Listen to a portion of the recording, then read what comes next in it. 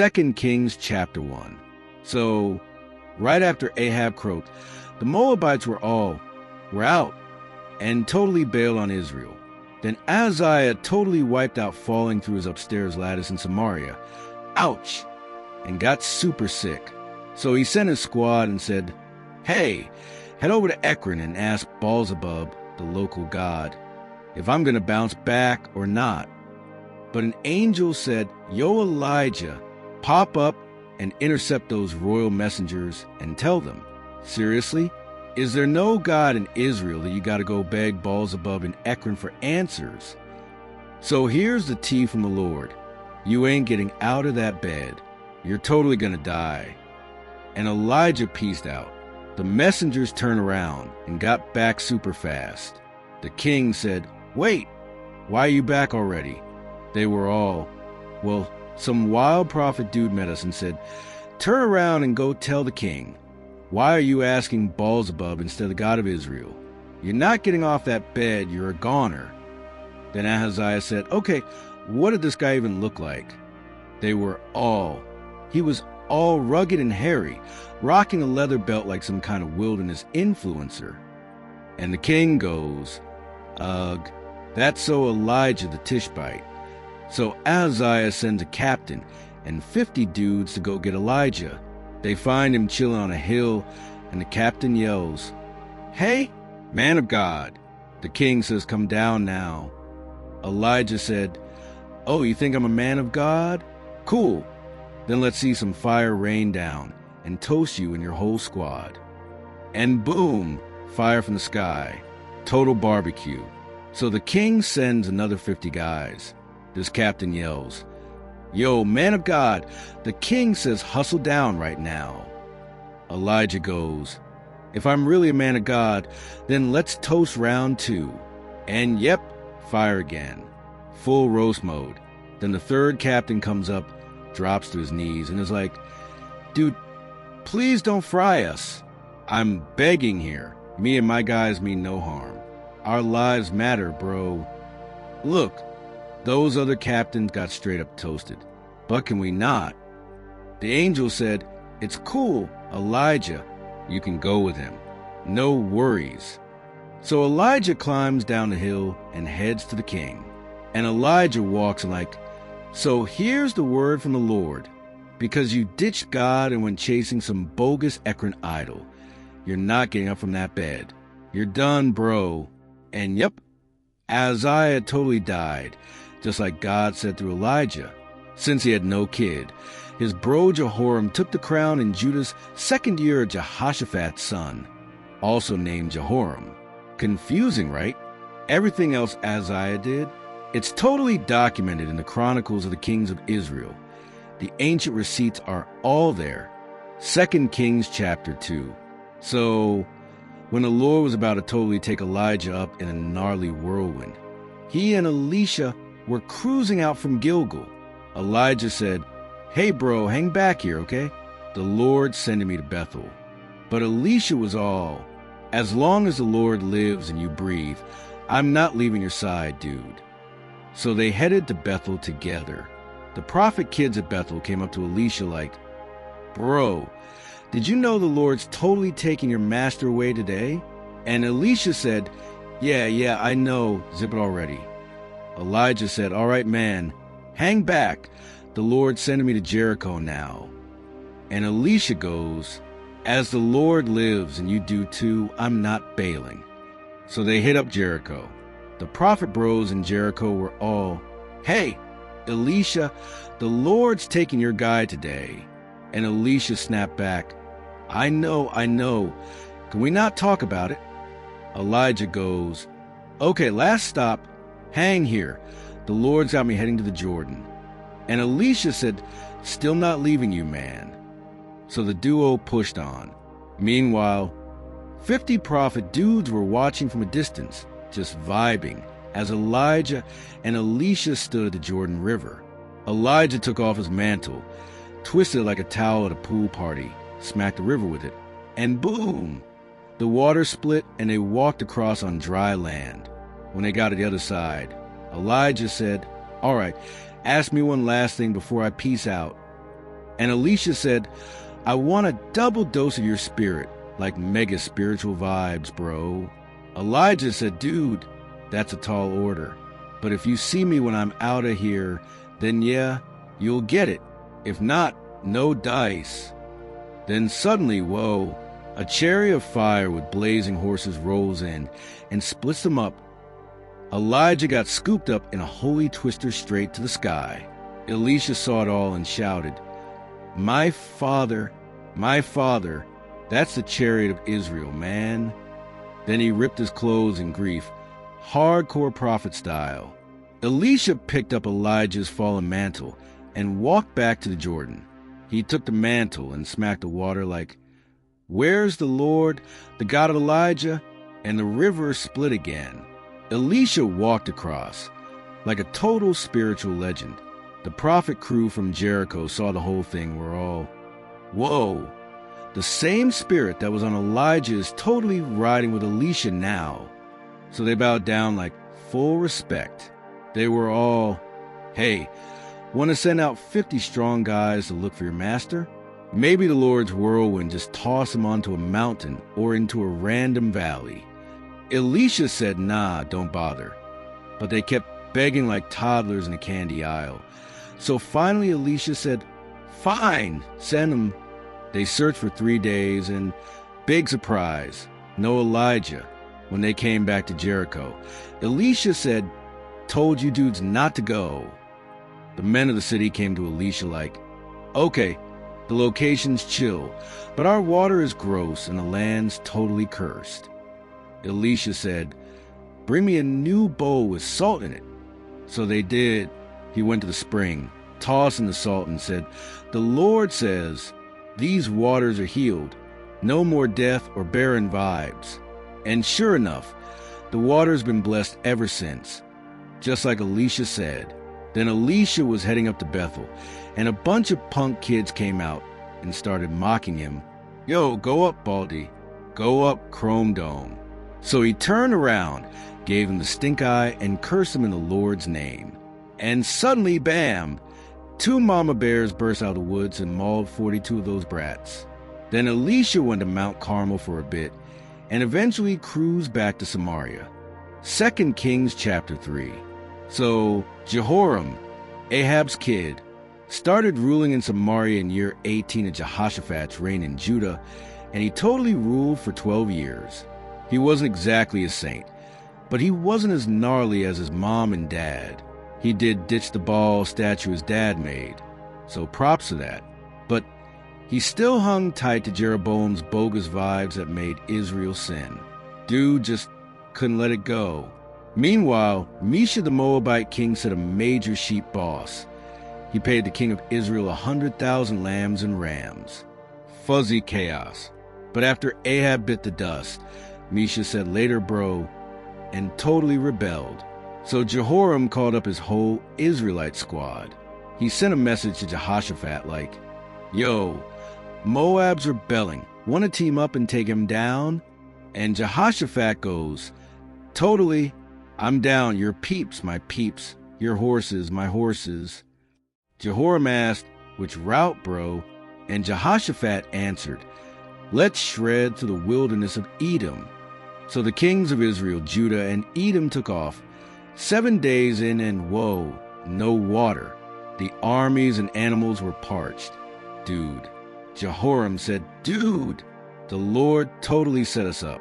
He's going to hand us over to Moab. But Jehoshaphat said, isn't there a prophet around here we can ask the Lord about? And someone said, yeah, Elisha's son is Shaphat. He used to pour water for Elijah. Jehoshaphat said, that guy's totally got the Lord's word. So the 3 kings rolled up to visit Elisha. Elisha looked at Jehoram and said, why are you even here, dude? Go ask your mom and dad's bogus prophets. Jehoram replied, no way, man. The Lord called us together just to hand us over to Moab. Elisha goes, okay, real talk. If it weren't for Jehoshaphat here, I wouldn't even look at you. Then he's like, someone bring me a harpist. When the music hit, the Lord's vibe totally filled the room. Elisha said, All right, the Lord says, dig this whole valley full of ditches. You won't see rain or wind, but somehow this valley is going to be overflowed with water for you and your crew and your thirsty animals. And guess what? That's easy for God. He's also going to hand Moab over to you. Wipe out their fancy towns, chop their trees, clog their wells, and toss rocks all over their best farmland. The next morning, boom, water came flowing in from Edom. The land was soaked. Moab heard the kings were marching on them. So every armor-wearing bro lined up at the border. As the sun rose, it glinted off the water, and the Moabites were all, whoa, that's totally blood. The kings must have fought each other. They're toast. Let's grab all their stuff. But when they ran into Israel's camp, surprise, Israel ambushed and shredded them hard. They chased Moab right back into their own land. They trashed cities, wrecked every good plot of land, clogged wells, chopped trees. It was a full-on Moab meltdown. Only Kir Hareseth was still standing, but Israel's sling squad was on it. The Moabite king saw it was going downhill fast, so he grabbed 700 sword dudes to try breaking through to the king of Edom. Didn't work. Then, brace yourself, he sacrificed his oldest son on the wall as a burnt offering. The Israelites saw that and were all, whoa, too much. They backed off and headed home. 2 Kings chapter 4. So, this one woman, her hubby was a prophet who passed away, cried out to Elisha, your servant, my dude, feared the Lord so much. And now this creditor's totally coming to take my 2 sons as slaves. And Elisha said, whoa, what can I do for you, chica? What do you even have at home? And she said, honestly, I got nothing but this one little jar of oil. And Elisha said, okay, then go ask all your neighbors for jars, empty ones a bunch. Don't be shy. Then go inside with your boys, shut the door, and start pouring your oil into all the jars. When each one's full, set aside. So she totally did it. Closed the door. Her sons brought the jars, and she just kept pouring. When the last jar got filled, she said, bring me another jar. But her son said, that's all of them, Mom. Then boom, the oil stopped. She ran to tell man of God. And he said, sell the oil, pay your debt, and live off the rest with your kiddos. One day, Elisha was passing through Shunem, and this really awesome lady invited him in for some bread. From then on, he totally stopped by every time he passed through. She told her hubby, babe, I swear this guy is a holy man of God. He's always passing by here. Let's build him a chill little room up on the wall with a bed, table, chair, and lamp. Then he'll have a place to stay whenever he swings through. So yeah, Elisha came by one day and totally crashed in the new room. He called his bro Gehazi, hey man, get the Shunammite woman in here. And when she showed up, he said to Gehazi, tell her, you've been so sweet to us, major hospitality. So what can we do for you? Want us to put in a good word with the king or the army captain? She said, nah, I'm chill. I live comfortably with my own people. Then Elisha said, okay, then what can we do for her? Gehazi goes, well, she doesn't have a kid and her hubby's way old. Elisha said, call her back in. So she came and stood in the doorway. And Elisha told her, girl, this time next year, you'll be hugging your own little son. She said, no way, my lord. Don't mess with me, man of God. But surprise, she did get preggo and had a son the next year, just like Elisha said. Fast forward. The kid grew up, and one day he went out to see his dad and the harvest crew. He goes, my head, ow, my head. And the dad told a young worker, dude, take him to his mom. The servant carried him home. The little dude sat on his mama's lap till noon, and then he totally died.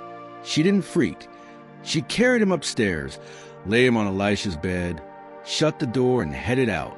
Then she called her husband and said, hey, babe, Could you send me one of the boys and a donkey? I need to run to the man of God real quick, and I'll totally be back. And her husband said, Whoa, babe, why are you going today? It's not like a festival or anything. And she just smiled and said, It's chill. Everything's going to be fine. So she saddled up her donkey and told her servant, Go full speed ahead. Don't slow down unless I tell you to.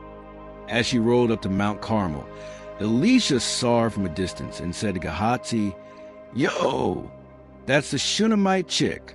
Run to her and ask, You good? Hubby good? Kiddo good? And when he asked, she just said, Yeah, it's all good. But when she got to Elisha, she dropped his feet. Gehazi tried to pull her away, but Elisha said, Bro, back off. She's majorly distressed. God hasn't let me in on it. Then she said, Did I ask you for a son? Didn't I say, Don't mess with my heart? Elisha turned to Gehazi. Dude, grab my staff, tuck your tunic, and run. No chit-chat on the way. Lay my staff on the boy's face. But the mom said, As the Lord lives and you live, I'm not leaving you. So Elisha said, All right, I'm coming too. Gehazi got there first, laid the staff, but nada, no sound, no signs. He came back and said, Dude, still no pulse. Elisha walked into the room, and yep, the boy was dead on the bed. He closed the door behind him and prayed hard to the Lord. Then he climbed on the boy, mouth to mouth, eyes to eyes, hands to hands, and laid on him, and the boy's body started warming up. Elisha got up, paced a bit, then tried again, and bam, the kid sneezed 7 times and opened his eyes. Elisha called Gehazi. Yo, call the Shunammite mama. She came in, and he said, Take your boy. She fell at his feet, totally overwhelmed, then scooped up her son and dipped. Later, Elisha was chilling in Gilgal. There was a gnarly famine going on, and the prophet dudes were sitting around. Elisha told his servant, Dude, put on the big pot and whip up some stew. One guy went scavenging and found wild vines with mystery gourds, filled his hoodie pouch and tossed them the stew. Spoiler, no one knew what they were. They served the stew, but as soon as they started munching, someone yelled, Oh man of God, there's like death in this stew. No one could even eat it. Elisha said, Bring me some flour.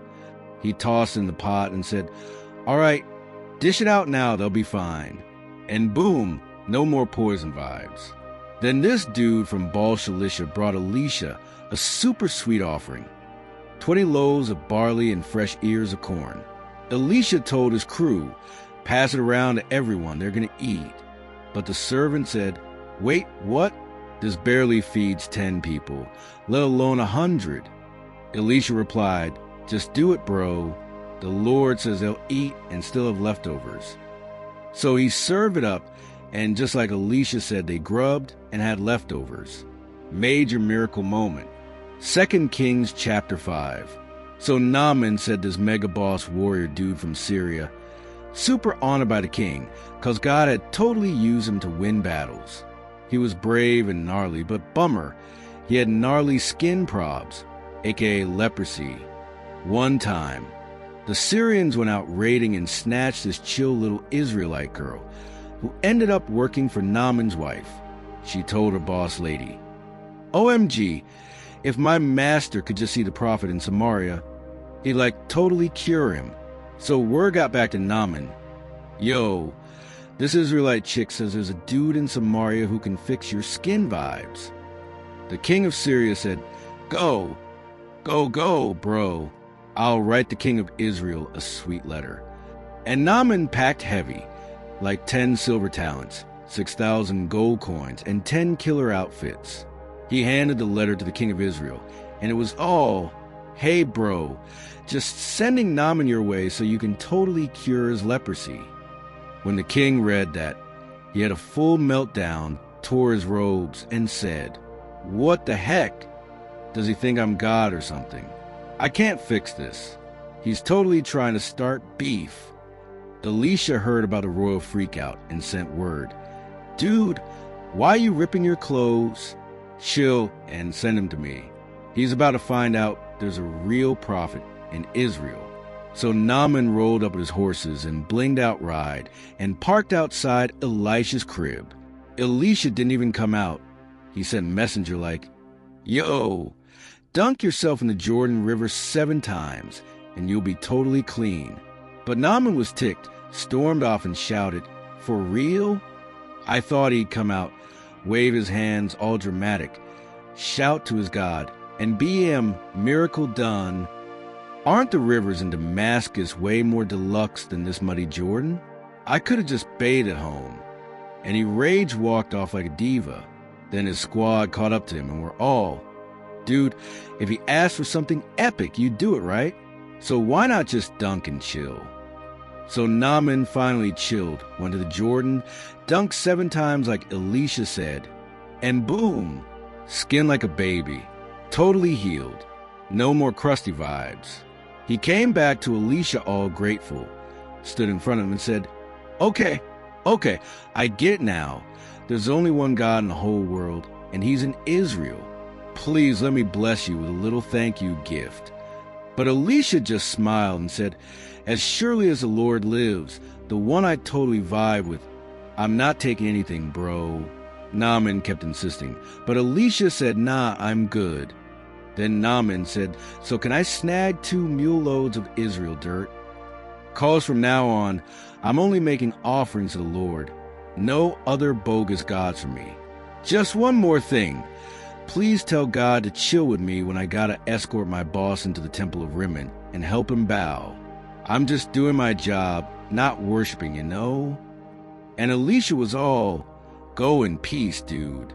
So Naaman dipped, feeling the divine vibes, but Gehazi, Elisha's assistant, started scheming. Whoa, my master totally let Naaman off easy. He didn't take any of the fancy stuff he brought. I swear, by the Lord, I'm going to run after him and snag a little something for myself. So Gehazi sprinted after Naaman. When Naaman saw a guy chasing him, he hopped off his ride and said, "Whoa, bro, is everything cool?" And Gehazi, laying it on thick, said, "Oh yeah, all chill. My master sent me. 2 new prophet bros just showed up from the mountains, and we could totally use a silver talent and 2 rad outfits for them." Naaman said, "Say less, bro. Take 2 talents. He insisted, bagged it up, added 2 outfits, and had his crew carry them back with Gehazi. When they got a Gehazi secret stash spot, like the tower, he took the loot, hid at home, and let Naaman's dudes bounce. Then he casually strolled in like nothing happened. Elisha asked, "Where you been, dude?" And Gehazi was all, "Nowhere, just chillin'." But Elisha was not having it. "Seriously, bro, you think I didn't feel it when Naaman turned his chariot to talk to you? Is this the right time to be grabbing silver, drip, olive groves, vineyards, sheep, oxen, servants, and whatnot? So here's the deal. The leprosy Naaman ditched? Yeah, that's yours now forever, and your fam too, bummer." And Gehazi pieced out, looking totally snow-blasted with leprosy. 2 Kings chapter 6. So the prophet bros were all, "Yo, Elisha, this hangout spot we've got? Totally cramped." They were all, "Can we head to the Jordan, chop down some logs, and build ourselves a chill new pad?" And Elisha said, "Go for it, dudes." One guy said, "But pretty please come with us?" Elisha said, "For sure, I'm in." So he cruised with them, and when they hit the Jordan, they started chopping with like lumberjack legends. But then, one dude's axe had launched off and splash landed in the river. He freaked out. "No, master, that thing was borrowed, bro." Elisha said, "Okay, where'd it bail?" The guy pointed, and Elisha grabbed a stick, tossed in the water, and whoa, the iron totally floated like a pool noodle. Elisha said, "Dude, scoop it up." So the guy reached out and nabbed it mid-float. Meanwhile, the king of Syria was plotting war moves against Israel and said, "All right, crew, We're going to post up at such and such a spot. But Elisha, the God-powered intel master, said, Yo, King of Israel, don't go near that spot. Syrians are chilling, they're ready to ambush. The king checked it out and dodged the trap multiple times. Thanks to Elisha's divine heads-up, the Syrian king was wigging out and told his squad, Okay, which one of you is a snitch for Israel? One of his guys said, Dude, none of us. It's that prophet Elisha. He's got supernatural Wi-Fi. He knows what you whisper in your pillow fort. The king said, Well, track him down. I'm sending the whole crew to bring him in. And someone said, Bro, he's in Dothan. So the king sent horses, chariots, and a whole squadron. They rolled in at night and totally surrounded the city. Elisha's servant got up early, saw the whole city boxing by chariots and horses, and he freaked. Oh no, my dude, what are we even supposed to do? But Elisha was chill incarnate. Don't trip, bro. We've got way more backup than they do. Elisha said, Lord, please open his eyes so he can see what's really going on. And whoa. Suddenly the dude saw a gnarly mountain scene full of blazing horses and chariots of fire all around Elisha. Total heavenly fire squad. As the enemy bros started closing in, Elisha said, Lord, bro, hit them with some blindness, please. And boom, the squad went totally blind, just like Elisha asked. Then Elisha goes, Guys, you're totally off course. Wrong city, wrong dude. But hey, follow me, and I'll take you to the guy you're looking for. And he led them straight to Samaria, like a divine detour. Once they were chilling right in the middle of Samaria, Elisha prayed, Okay, Lord, time for the big reveal. Open their eyes.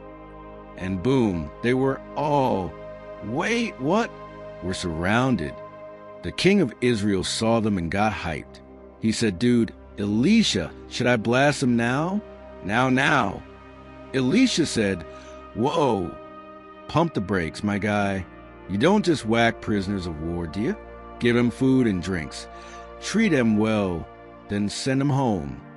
So the king totally threw them a feast. After chowing down, the enemy dudes were sent back, and no more Syrian raids for a while. Peace out, bandits. But later, Ben-Hadad, the Syrian king, rallied his whole gnarly crew and surrounded Samaria again. Classic drama. Things got super bleak. Food was so scarce. They were dropping mad silver on stuff like donkey heads and bird poop. Not even joking. One day, as the king was walking on the city wall, this woman yelled up, Help, my dude, oh king. He said, Girl, if the Lord isn't helping, how do you expect me to hook you up? I don't exactly have a stash of grain or grapes. Then he asked, Okay, so what's up?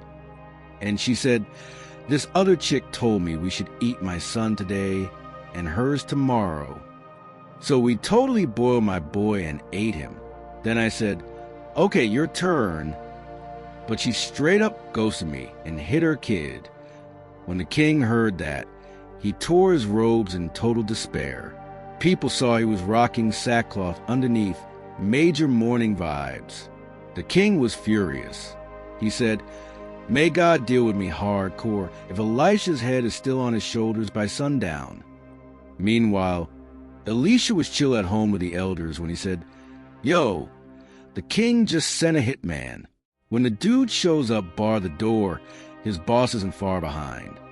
Right as Elisha was saying that, the messenger rolled in and said, Look, man, this disaster is straight from the Lord.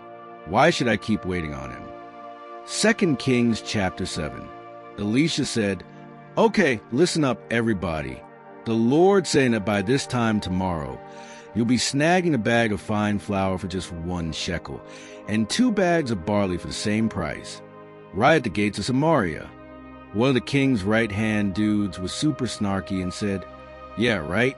Even if the Lord opened a drive-through window in heaven, could that actually happen?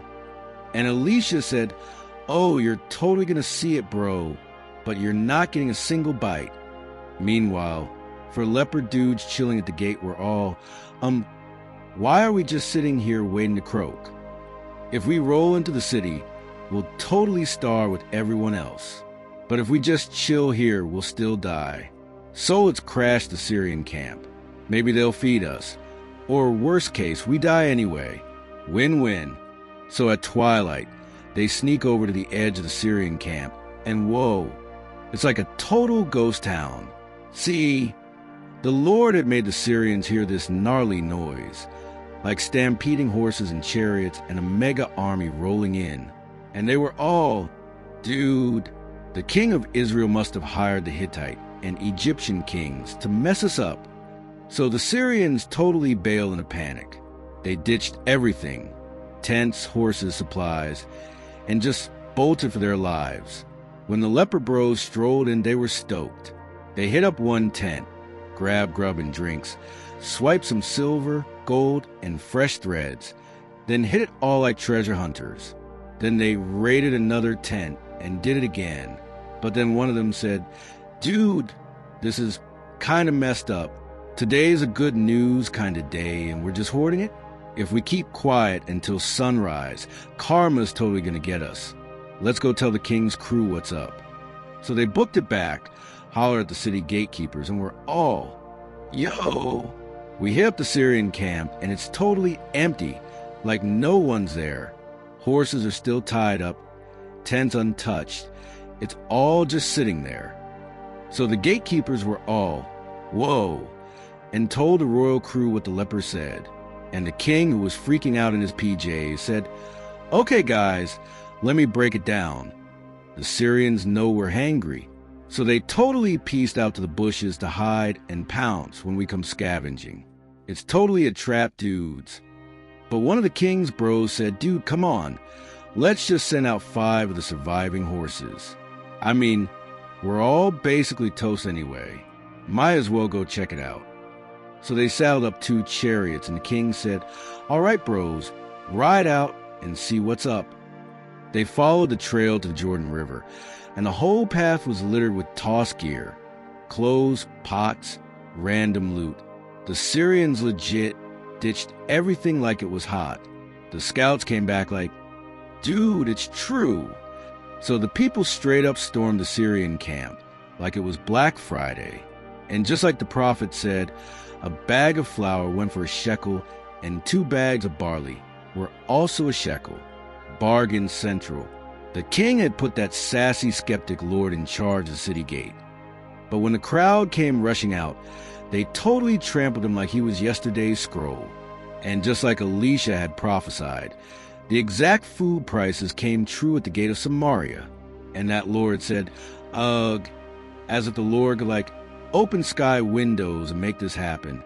And Elisha said, "Oh, you'll see it all right, but you're not getting a single bite." And that's exactly how it went down. Dude got mowed over the gate and never even made it to the snack table. 2 Kings chapter 8. So Elisha said, "Girl, pack up your fam and bounce. Go wherever you can, 'cause the Lord's dropping a 7-year famine on the land. It's going to be rough." So the woman, who totally owed Elisha for bringing her kid back to life, grabbed her crew and pieced out a Philistine country for 7 whole years. After the famine ended, she came back and said, "Excuse me, Your Majesty, someone's squatting in my house and yard. Can I get my stuff back?" Meanwhile, the king said, "Yo, Gehazi, tell me all the crazy miracles Elisha has pulled off. I want the juicy stuff." And as Gehazi was all, "And then he resurrected this dead kid," no joke, the mom showed up like, "Hi, that's me." Gehazi went, "Whoa, that's her, king bro. And the kid?"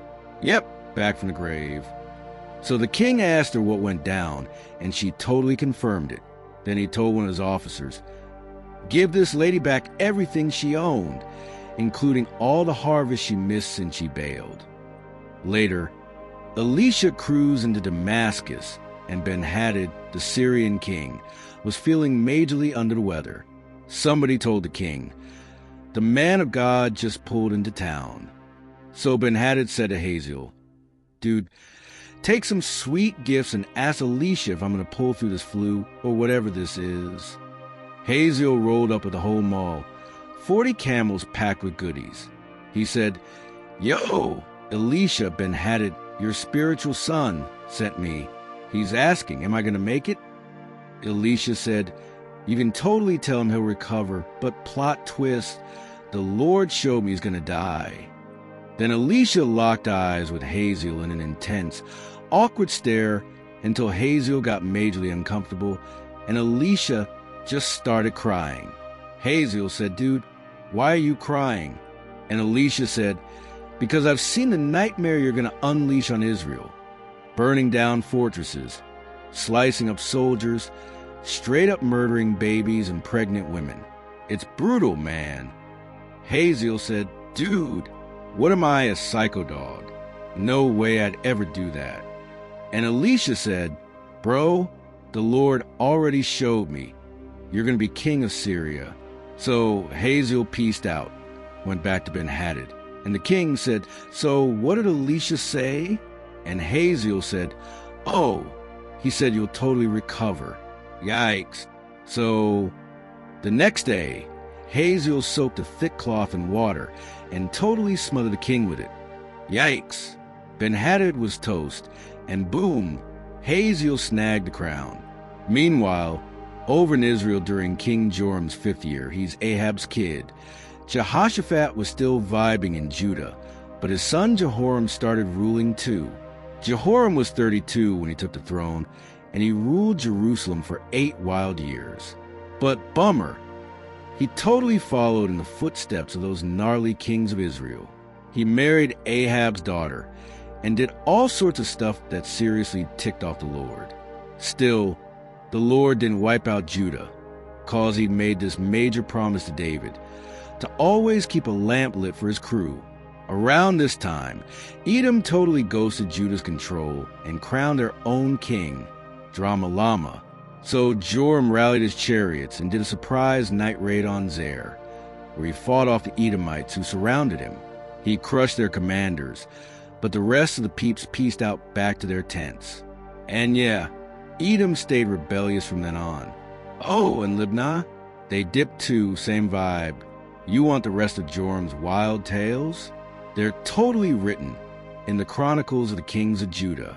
Joram died and got buried in the city of David like the kings before him. Then his son Ahaziah took over the scene. In year 12 of Joram, Ahab's kid, Ahaziah, Jehoram of Judah's son, began to reign. He was 22 when he started, and his reign in Jerusalem lasted just 1 year. His mom, Athaliah, Omri's granddaughter. Yep, more Ahab family tea. And surprise, he walked just like the house of Ahab, doing majorly evil stuff. I mean, he married into that crew, so it tracks. He even teamed up with Joram, Ahab's kid, to battle Hazael, the new Syrian king, over in Ramoth-Gilead. Joram got wrecked in the fight, so Joram went to Jezreel to heal from those battle wounds. And Ahaziah, being a good in-law, rolled down there to check on him while he was laid up sick.